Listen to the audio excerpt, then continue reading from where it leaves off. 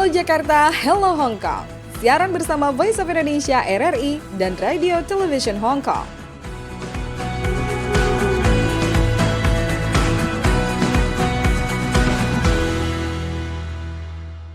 Halo Jakarta. Halo Hong Kong, apa kabar Sam? Senang sekali saya Skarsari dari Voice of Indonesia kembali menyapa Sam yang ada di Hong Kong. Hai, saya Sam di RTHK Radio Television Hong Kong. Oke, Sam, kemarin Sam kasih tahu ya kalau di sana tuh semakin banyak kegiatan, semakin banyak festival-festival karena sudah mau masuk ke tahun baru Cina, Chinese New Year ya. Ya, menjelang Chinese New Year ini ya kita. Ada ya, apa sih biasanya? Ya, biasa menjelang Chinese New Year tuh banyak persiapan. Beli Baju baru Beli lagi. baju baru ya nggak, terus baju baru biasa beli yang merah-merah gitu, terus dekorasi kita punya ini di mall-mall juga. Di mall-mall Sudah juga banyak ya. ini. Kan tahun ini tahun ular. Ya. Ya. Tahun ular, Jadi hiasan-hiasannya ular-ular ya. Tuh. Ya, pajangan-pajangan ular. Iya. Jadi yang sionya sio ular. Banyak sekali ya. Yang sionya sio ular, inilah tahun Anda ya pendengar ya. Tapi kalau di sana sendiri ada kegiatan apa nih? Di Tsim Sha Tsui Kowloon ya, ada kegiatan ya? Tsim Sha Tsui Kowloon ada kegiatan ini ya. Ada performance ya. Karnival juga ada. Imlek, ya. Ada karnival juga ya untuk menyambut Chinese New Year ini ya. Iya. Hias yang mempesona yang bertunjuk menawan dan di sepanjang jalan Tsim Sha Tsui yang ramai menampilkan karnival dan perayaan multicultural terbaik pada tanggal 29 Januari. Oke, ya. Itu kemudian emang biasanya kan hari pertamanya kalau nggak salah tanggal berapa ini? Saya juga lupa. Tapi pokoknya ada banyak keseruan-keseruan ya. 29. 29 Januari. Kemudian di tanggal 30 Januarinya juga ini pindah ya, bukan pindah, ada keseruan juga. Ada Lunar New Year Firework ya. Ini di Victoria Harbour. Betul. Indah banget. Padahal kemarin baru juga tahun baruan ada kembang api, sekarang ada kembang api lagi ya. Kembang api mulu ya di sana ya. Oke, Sam ngomong-ngomong, Sam inget gak sih waktu itu narasumber kita yang minggu lalu ya, Pak Ringo kan menyarankan kalau para PMI itu harus punya tabungan untuk bisa kemudian membangun usahanya sendiri. Saya jadi ingat Mbak Eli Sukiem yang pingin punya bisnis PY, dan ini saya sudah ngedatengin nih pengusaha PY tapi omsetnya itu sampai ratusan juta, Sam. Wih. Sam suka PY gak? Ya nggak Pak? Suka ya. Suka banget ya. Di Hong Kong ada nggak sih PY, Sam? Suka. Ya terutama yang kacang. Yang kacang yang ya. Teri saya kurang suka. Yang teri kurang suka. Ya udah kalau gitu kita nggak usah lama-lama deh, kita langsung panggilin aja narasumber kita, tapi setelah lagu berikut ini.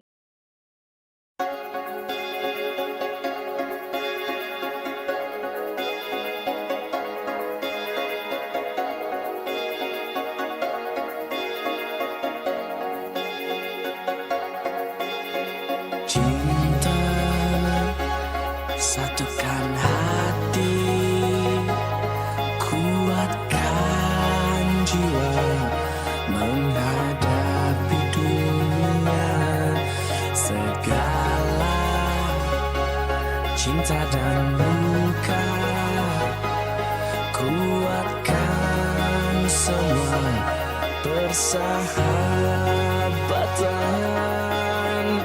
Kita kan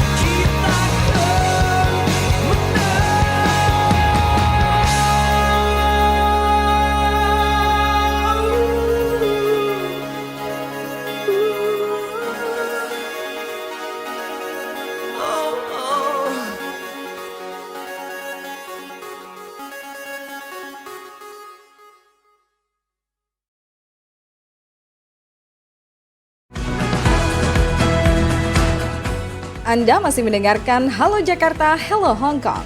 Siaran bersama Voice of Indonesia RRI dan Radio Television Hong Kong.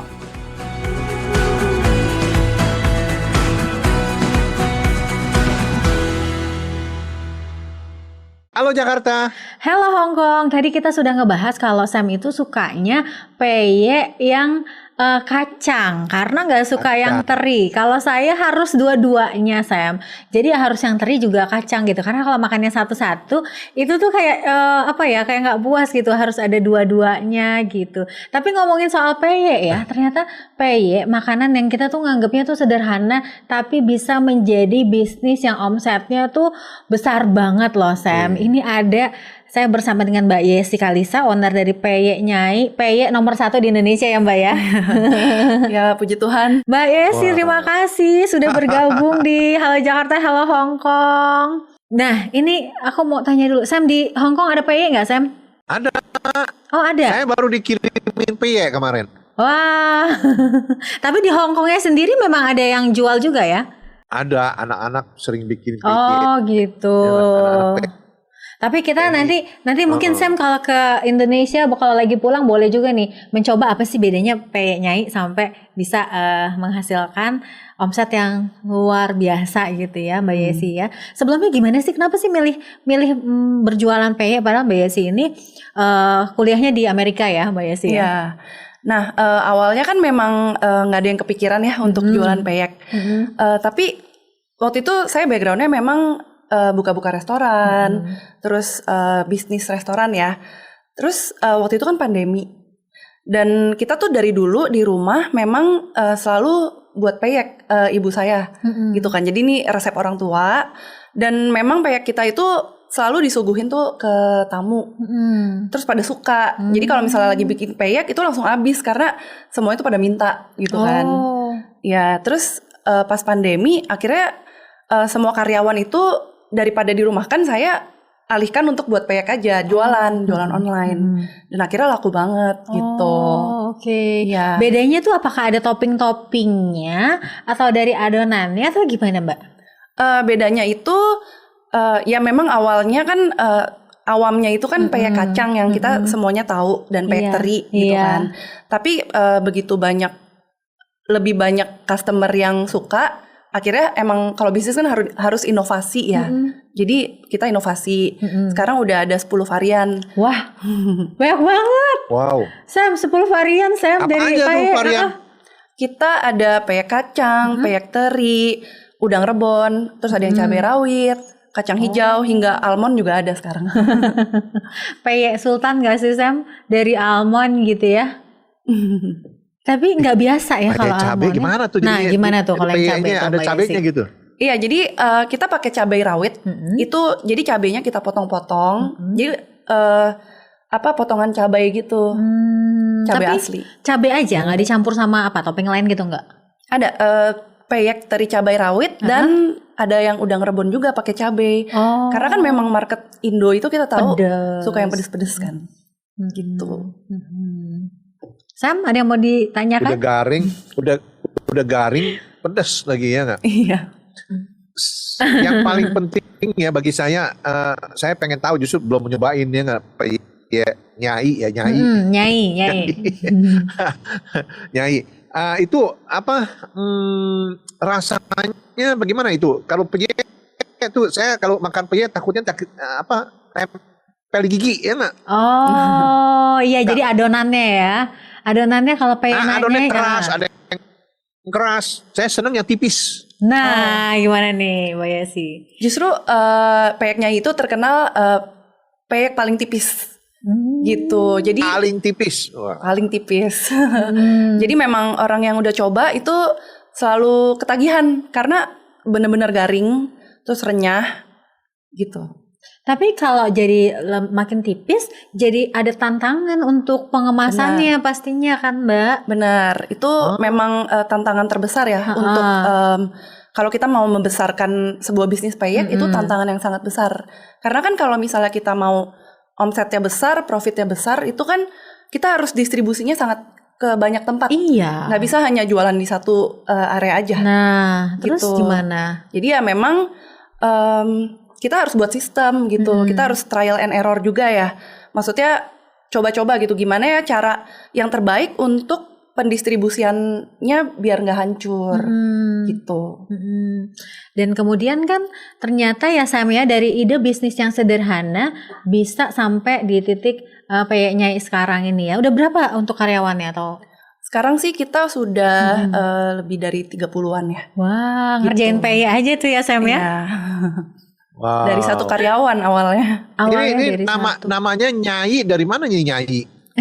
Nyai itu sebenarnya kan Nyai itu artinya nyonya ya, bahasa Iya. Sunda gitu. Karena yang tadi saya bilang Oh. memang ini kan resep orang tua. Dan orang tua saya itu mama saya dipanggilnya itu nyonya kalau di rumah. Jadi ya harus yang, karena rempeyek itu kan makanan tradisional. Jadi harus ada sambungannya dengan yang tradisional juga. Jadi ya udah Nyai. Oh, oke. Dan Mbak Yesi kan banyak juga nih PMI yang pingin jadi pebisnis juga nih, dan banyak yang pengennya PY gitu ya Sam ya. Tapi bagaimana biar bisnis PY-nya itu bisa berkembang, kemudian juga bisa bersaing gitu dengan PY yang lain gitu, dan sustain gitu usahanya. Apakah kemasannya yang nomor satu atau apa Mbak? Kita tahu kan, maksudnya kalau makanan tradisional Indonesia itu emang beragam gitu kan. Tapi yang saya lihat ya di era sekarang, maksudnya kan kita udah generasi kan ganti terus nih. Dan di generasi yang lebih muda itu selalu menganggap makanan tradisional itu sebagai makanan yang murah. Gitu. Karena pas saya buka jualan peyek aja tuh pada bilang, ngapain jualan peyek, kan omsetnya kecil. Iya, pada bilang gitu kan. Nah, dari situ justru itu motivasi saya gitu. Oh, kalau misalnya dianggap makanan murah atau kayak nggak ada yang mau bisnis ini, nggak fokusin, itu berarti peluangnya kan sangat besar, gitu kan? Karena kita belum, kalau misalnya ditanya, emang udah ada brand peyek yang besar apa di Indo? Nggak tahu kan? Ada sih, belum nggak ada kan. Nah, kalau dulu sempat ada Syahrini tapi kan nggak selesai, udah Iya. itu udah selesai ya, gitu kan. karena mungkin masih dianggap makanan receh yang mungkin nggak ada potensi gitu kan. Iya. Nah, jadi memang harus fokus kalau bisnis.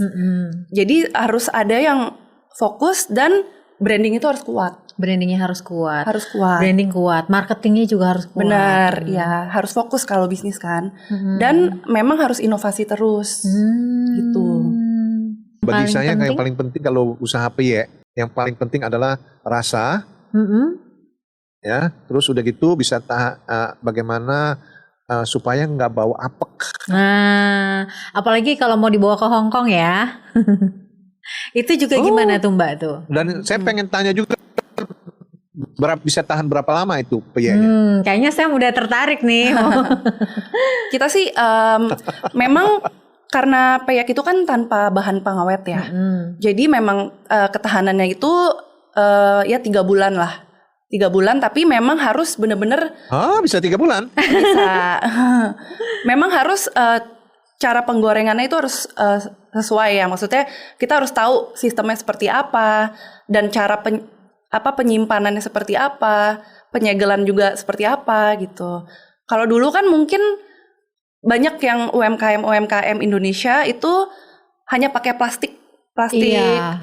yang bening itu kan. Benar. Nah, kalau misalnya memang kita mau branding, kita harus memang packagingnya harus bagus gitu kan. Karena kita tahu lah, maksudnya kalau di supermarket plastik bening dengan yang ada konsepnya itu pasti customer Berbeda. akan lebih tertarik dengan yang ada brandingnya. Dan untuk penyegelan juga kita udah pakai mesin semua. Terus kita juga udah masukin angin biar lebih tahan lama gitu. Nggak mudah ini juga ya, rapuh gitu ya. Iya. Wah, makin penasaran ini Sam ya pastinya ya. Memang ya Mbak Yesi ya, itulah yang membedakan juga antara PY-nya Mbak Yesi dengan PY yang lain itu di kualitasnya, benar nggak sih? Benar. Ya. Dan untuk menjaga Saya harus coba kualitasnya ini. itu tuh harus coba. Tapi untuk harganya gimana sih Mbak? Apakah termasuk PY Sultan atau masih di PY? Oke, banyak banget emang orang yang bilang peyek Nyai itu lebih mahal dibandingkan peyek-peyek lain. Nah, yang membedakan adalah memang kalau misalnya mau menciptakan kualitas produk yang sangat bagus, itu memang trial and error-nya banyak. R&D-nya yaitu research and development-nya kan juga banyak. Kualitasnya juga harus terjamin. Dan ya itu berarti cost yang kita keluarkan kan juga banyak. Berbeda. Ya, dan kita ini juga untuk menyimpan cita rasa asli Indonesianya itu kan nggak bisa semuanya mesin. Jadi masih ada ikut campur tangan human hands lah, maksudnya campur tangan manusia. Jadi kita juga costnya lumayan besar dari bahan baku, dari produksi gitu. Oke, keren banget sih. Jadi ya semakin penasaran Sam di sana, mungkin siapa tahu nanti bisa sampai ke Hong Kong juga ya Mbak Yesi ya untuk penyanyinya ya. Baik Mbak Yesi, terima kasih banyak atas waktunya dan juga inspirasinya. Abis ngobrol-ngobrol sama Mbak Yesi nih saya juga langsung pengen belajar bikin peye juga nih ya untuk bisa menjadi wirausaha juga. Apalagi nggak ada satu orang pun yang pernah saya dengar, apalagi orang Indonesia yang nggak suka peye. Benar nggak sih? Benar. Oke, terima kasih Mbak Yesi, sukses terus untuk peye Nyai.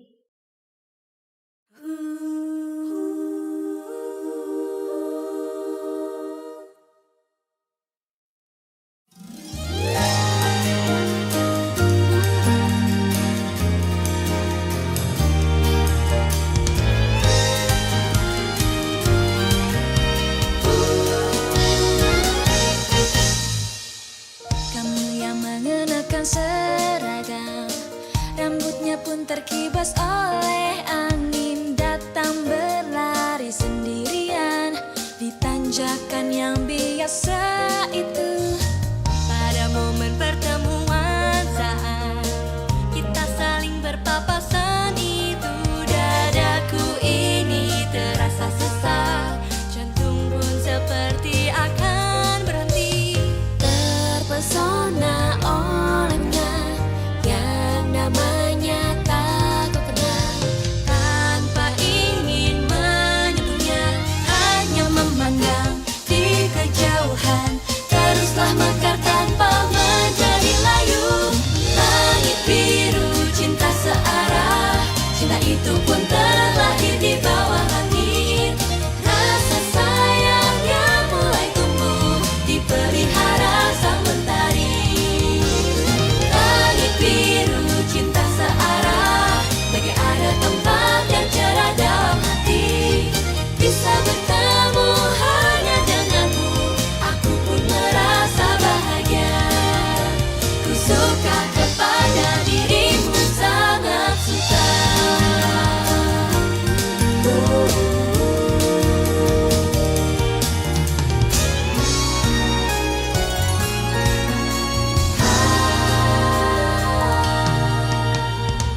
Jikalau dirimu tampak sedih dan berjalan sambil tertunduk lesu, aku pun karena rasa sedih, perasaanku pun jadi gelap.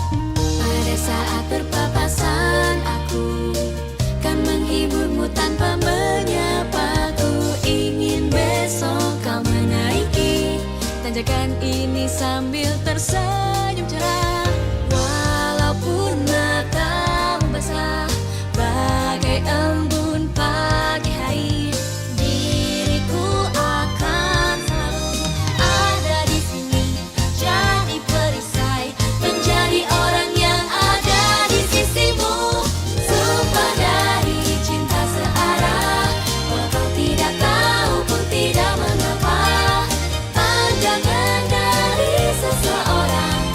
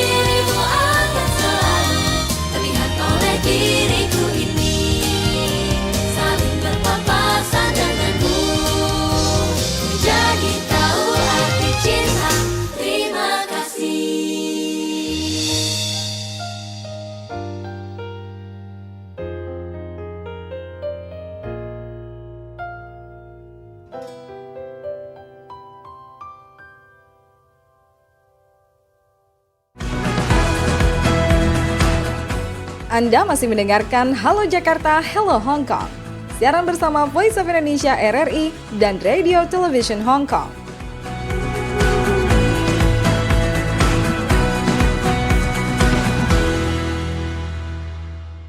Halo Jakarta. Hello Hong Kong. Walaupun berminyak tapi saya tetap nyerah sih untuk yang satu ini yang peyek. Nggak apa-apa gitu ya Sam ya. Ambiar juga nggak apa-apa ya diet kita. Sekar udah nyobain belum? Belum, karena tadi Mbak Yesinya baru datang. Mungkin setelah ini saya cobain. Tapi Nanti saya ceritain dulu. Dibawain ya. Dibawain dong. Oke. Iya, nanti kalau Sam datang ke Jakarta Oke. boleh lah nanti aku sharing juga. Oke, selanjutnya masih ada yang mau disampaikan nih dari Hong Kong, ada cerita apa? Iya, ini pasar bunga, pameran dan pasar bunga tahun baru Imlek. Wah, kesukaan saya Ya. pasar bunga. Iya, pasti banyak bunga-bunga ya. Selama 7 hari, mulai tanggal 23 Januari hingga sampai tanggal baru tahun baru Imlek ya, yaitu tanggal 29. Ih, lama ya berarti ya, cukup Banyak lama ya. pameran-pameran. Ya, mereka selalu beli orchid ya, terus beli lily buds, terus apalagi macam-macam. Di Taman Victoria Park ya, adalah pusat pasar bunga untuk di daerah Hong Kong ya, Oke. dan juga di Fahui ya, di dekat mana? Dekat Prince Edward ya. Juga untuk yang daerah di Kowloon Oh, ya, pameran-pameran bunganya. kerennya. Berarti boleh dibeli juga nggak itu bunga-bunganya? Ya, boleh dibeli. Saya mau Ya, beli apa dan untuk siapa? Paling untuk di rumah kali. Untuk di rumah ya. Ya, dekorasi. Dekorasi ya. Wah, jadi setelah Natal, Tahun Baru, kemudian Hong Kong akan menjadi romantis dengan bunga-bunga yang ada di Victoria Park. Betul. Semakin cantik. Saya mau membacakan ada yang sudah komen di episode yang mana nih? Oh ini, ada dari It's Me. Hai Ranov. Halo. Halo Sekar, halo Sam, halo Ranov. Program Halo Jakarta, Halo Hong Kong selalu menghadirkan berita-berita baik antara dua negara katanya gitu. Wah, terima kasih. Wah, mantap. Saya Sekar Sari dari RRI di Voice of Indonesia mengucapkan terima kasih atas kebersamaan kita. Dan saya Sam di RTHK Radio Television Hong Kong. Bye. Bye-bye, terima kasih. Sampai jumpa. Bye-bye.